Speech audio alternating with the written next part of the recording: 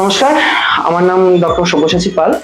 আমি আপনাদেরকে বলতে চাইছি যে হার্নিয়া কখন অপারেশন করা দরকার হয়। অনেক পেশেন্টরাই এটা বলে যে ডাক্তারবাবু, আমার তো এই জিনিসটা হয়ে রয়েছে 5 বছর ধরে, আমার তো কিছু অসুবিধে হচ্ছে না, তো আমি কবে করাবো? আদৌ কি দরকার এটা?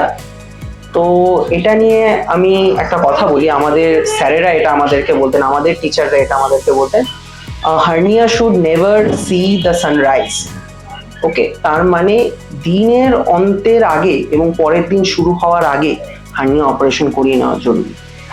কেন না, এটা এমনিতে কোনো অসুবিধে করবে না, কিন্তু কোনো কারণে যদি হার্নিয়া ভেতরে যা থাকে, যেটা হচ্ছে আপনার শরীরের অন্ত্র বা পেটের ভেতরের কোনো ফ্যাট, সেটা যদি গিয়ে হার্নিয়ার ভেতরে গিয়ে আটকে যায়, তাহলে কিন্তু খুব বিপদ।